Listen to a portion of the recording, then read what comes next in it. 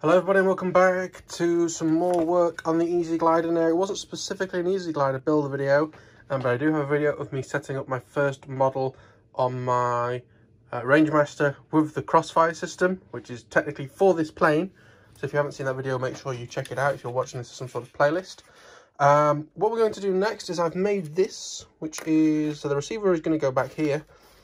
And this is just the extension lead to bring the S-bus signal to the front. What we're going to be doing is basically cutting a little channel for this blue tube to glue in, because then you're not gluing directly into the cable. It should be hopefully a bit better. And we have the opportunity of being able to take the cable out if something goes wrong with it. But I've tested this. This does work for this cable fine. What we need to do is just cut the hole. I'm going to put it there. In terms of getting the cable to the front, I don't know what I'm going to do, because on one hand, I'm kind of like, should I tape it across the bottom? Should I tape it across the sides? I think what I'm probably going to end up doing is having it sort of just over the top of everything.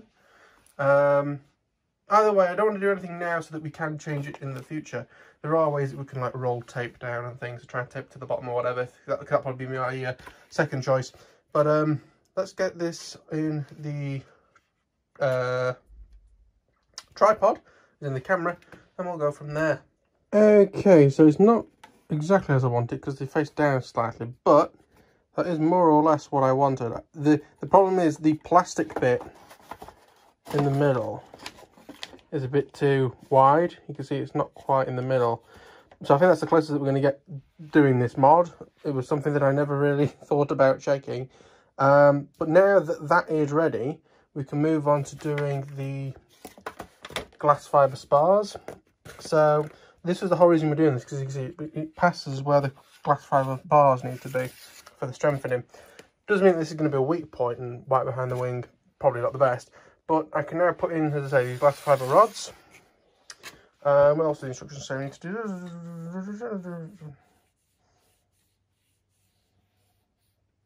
And then we go on to the motor mount. So let me get those rods out of the box, and then we can look at fitting them. Okay, so I've got all of these rods installed. The shorter one goes to the top, the longer one goes to the bottom.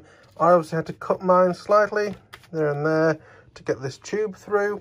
I've also sanded to make it more grippy. That's why there's some like grey stuff on it. I think this was last used on primered something. That's all glued to the fuselage. What we've got to do next is glue in this piece, which is to attach the tail. That just goes in like that. And then this is the rudder hinge. Goes in there.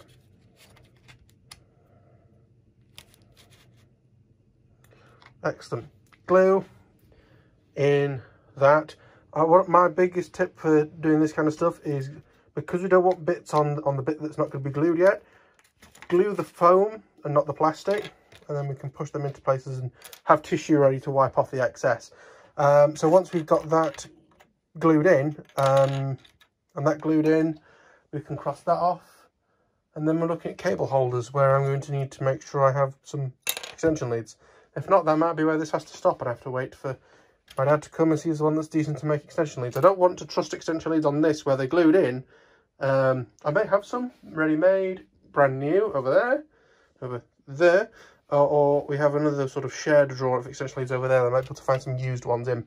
But I'll get those glued in now, and we'll go from there.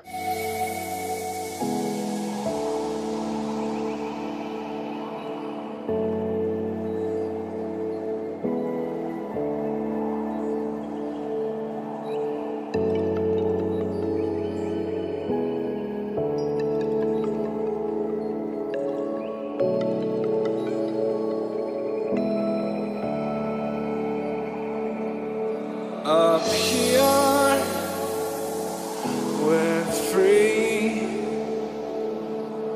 bound only by frozen memories, lost in time, racing all these broken dreams tonight.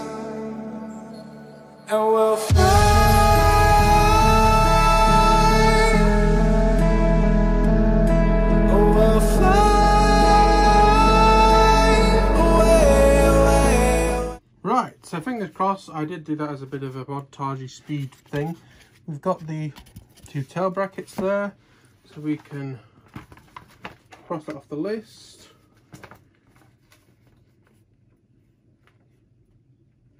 So I now need to find 2 300mm long extension leads, which to be fair, 300mm long?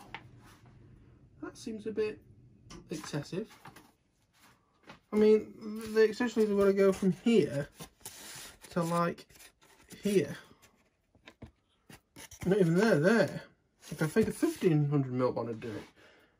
We'll find out. The pieces that we need for that are not in this bag, they are in this bag. One of the ingenious things about the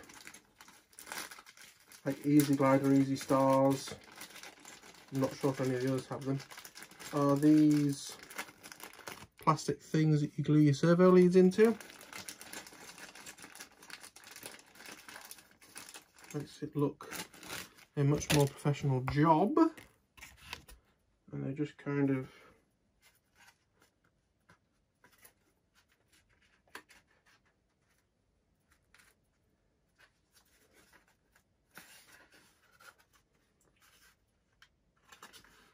slide in there.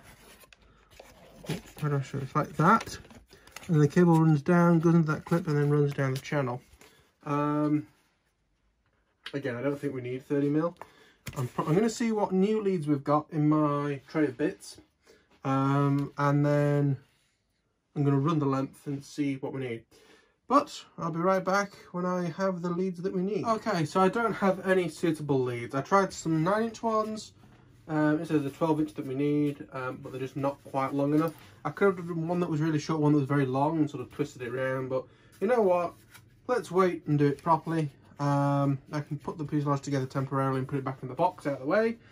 But that means that is, of course, going to be the end of this episode. Hope you enjoyed it. Please like if you did.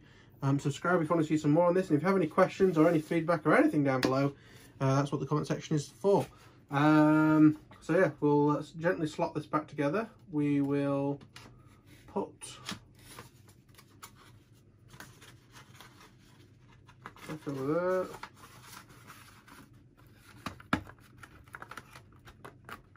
Yeah, gluing this together, I'm going to just have to like use a lot of tape. But actually, when it's sort of clipped at the back and clipped at the front, then yeah, that middle bit is a little bit easier to put together. Anyway, I'm going to leave it there. Thank you all for watching. I'll see you all in the next one. Goodbye.